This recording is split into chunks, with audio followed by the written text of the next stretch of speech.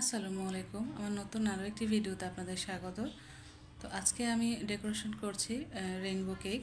তো এই কেকটার জন্য একটা আপু আমাকে কমেন্ট করেছিল ইউটিউব চ্যানেলে আমার। তো এর আগে একটা কেকের ভিডিও দিয়েছিলাম, তো সেটাতে আপু কমেন্ট করেছিল যে আপু আপনি কি রেইনবো কেক বানাতে পারেন, যদি পারেন তাহলে শেয়ার করবেন। তো বলতে গেলে আপুটা আমাকে রিকোয়েস্ট করেছে, তো সেই জন্য আমি রেনবো কেকটা বানিয়েছি। তো এর আগে কিন্তু আমি কখনোই রেনবো কেক বানাইনি। তো রেনবো কেকের জন্য কিন্তু আমার কাছে 6 ইঞ্চ মোল্ড মাত্র একটাই ছিল। তো আমি চাচ্ছিলাম যে 6টা মোল্ডে আমি 6টা কালারের কেক বেস আমি বেক করব। তো সেই জন্য আমি চলে গেলাম মোল্ড কিনতে। তো আমি আরও 5টা 6 ইঞ্চ মোল্ড কিনে নিয়ে আসছি।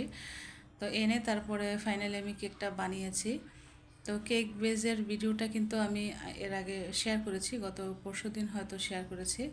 তো আজকে ডেকোরেশন ভিডিওটা শেয়ার করছি। তো আপু যদি দেখে থাকেন তাহলে কমেন্ট করে জানাবেন কেমন হয়েছে। তো আপনার রিকোয়েস্ট আমি রেখেছি, কেমন হয়েছে কেকটা অবশ্যই জানাবেন। ফার্স্ট টাইম বানিয়েছি।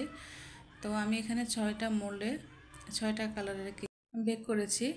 তো এখানে আমি বোর্ডের মধ্যে কিছুটা ক্রিম লাগিয়ে তারপরে একটা কেকের বেস আমি দিয়ে দিলাম। তারপরে এখানে আমি মিল্ক সিরাপ দিয়েছি। যেহেতু আমি এখানে গুঁড়ো দুধ দিয়ে আর চিনি দিয়ে মিল্ক সিরাপটা বানিয়েছি, তো গুঁড়ো দুধটা ভালোভাবে মিশে নিই। তো বাসায় যেহেতু খাবো সেজন্য আর অতটা টেনশন ছিল না, বা এত ফিনিশিংয়ের টেনশন মাথায় ছিল না।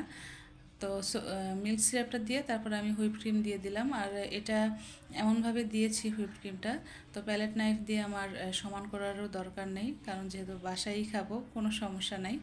জাস্ট লুকটা সুন্দর হলেই হলো, আর খেতে মজা হলেই হলো। তো এখানে পরপর আমি 4টা লেয়ার দিয়ে দিয়েছি। তো এইভাবে প্রত্যেকটা লেয়ার আমি মিল্ক সিরাপ দিব আর হুইপ ক্রিম দিয়ে আমি ক্রাম কোট করে তারপরে নর্মাল ফ্রিজে রেখে দিব হাফ অ্যান আওয়ারের জন্য। তারপরে আমি বাকিটা ডেকোরেশন করব। আসলে হাফ অ্যান আওয়ার কি আমার অনেকক্ষণই রাখা হয়ে যায়, কারণ আমি যখন ক্রাম কোট করেছি এটা হলো বিকেলবেলা, আর আমি ফিনিশিং ডেকোরেশনটা কমপ্লিট করেছি রাত 1:30 বাজে। কারণ সবাই না ঘুমালে আমি ঠান্ডা মাথায় ডেকোরেশন করতে পারি না।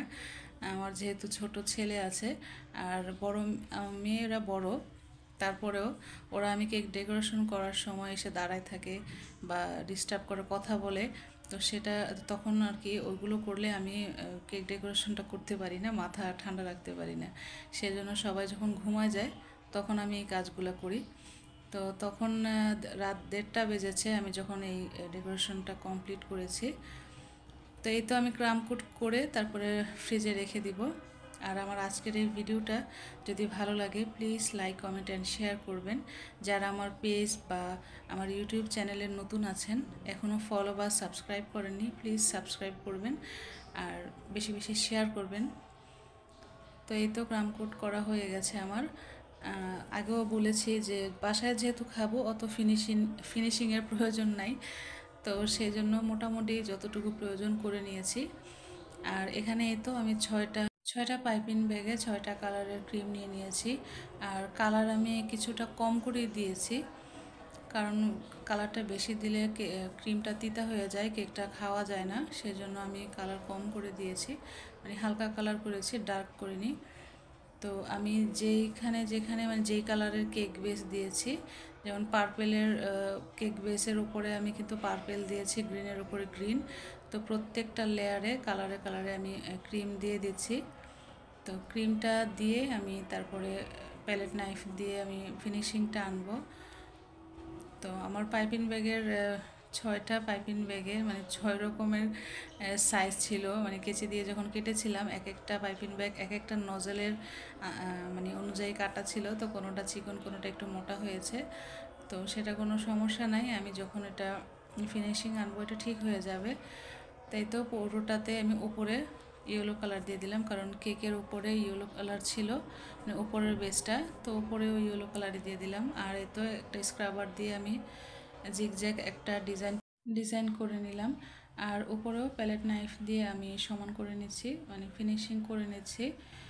তো আপুটার কমেন্ট পেয়ে কিন্তু আমার খুবই ভালো লেগেছে। আপু আপনি যদি ভিডিওটা দেখে থাকেন, আবারও বলছি প্লিজ প্লিজ কমেন্ট করে জানাবেন যে কেমন হয়েছে, পছন্দ হয়েছে কিনা, ভালো লেগেছে কিনা। তো এই ধরনের কমেন্ট পেলে আসলে খুবই ভালো লাগে। আরেকটা আপু আমাকে, আপু না ভাইয়া জানি না, আমি ভুলে গেছি, অনেক দিন আগে, হয়তো 1 সপ্তাহ হয়ে গেছে। তো আমার যে আমি যে গাছের ছবি দেই বা ভিডিও দেই, বেলি ফুল, জবা ফুল, তো ওই মানে ভিডিও বা রিলস দেখে আপুটা বলেছিল যে আপু আপনি যে গাছে পরিচর্যা করেন ওইটা নিয়ে একটা ভিডিও বানাবেন প্লিজ, ওইটা শেয়ার করবেন। তো আসলে আমি তেমন কিছুই করি না, আহ, যতটুকুই করি চেষ্টা করব আপনাদের সাথে মানে শেয়ার করার জন্য। আপুটার রিকোয়েস্ট আমি রাখবো। আমি সময় পাচ্ছি না, সারাদিন অনেক দৌড়াদৌড়ির মধ্যে থাকতে হয় বা বাসায় কাজ আছে, সব সামলে ভিডিও করা অনেক কষ্ট হয়ে যায়। আর ভিডিও যারা করে তারা বুঝে যে কতটা কষ্ট হয় আর সময় দিতে হয়, অনেক পরিশ্রমেরও ব্যাপার আছে। তো আমি আপুর কথা রাখবো, আমি একটা গাছের পরিচর্যার ভিডিও আমি শেয়ার করব। তো আমার ফিনিশিং দেওয়া হয়ে গেছে, ওপরে আমি একটা নজেল দিয়ে আমি ছোট ছোট এটাকে ফ্লাওয়ার বলবো না কি বলবো বুঝতে পারছি না, আসলে এখন মাথায় আসছে না আমি কি বলবো, মানে মনে আছে কিন্তু মুখে বলতে পারছি না। তো কেকটার পুরোটা সাইডে আমি এই ডিজাইনটাই করে দিলাম। তো আমি কয়েকটা ছবি দেখেছিলাম, তো ছবিগুলো দেখে সেখান থেকে যেটা সিম্পল মনে হয়েছে আমি সেটাই করেছি, কারণ যেহেতু এটা বাসায় খাবো অত ডিজাইনের প্রয়োজন নেই। আর ওপরে তো স্প্রিঙ্কেলগুলো দিয়ে দিলাম, তো স্প্রিঙ্কেলগুলো দিলে কিন্তু খুবই ভালো লাগে। স্প্রিঙ্কেল দিলে কেকের লুকটাই কিন্তু একদম চেঞ্জ হয়ে যায়, খুবই সুন্দর লাগে। তো আমি নিচে যেহেতু বর্ডার দিইনি, নিচেও কিছু স্প্রিঙ্কেল দিয়ে দিলাম।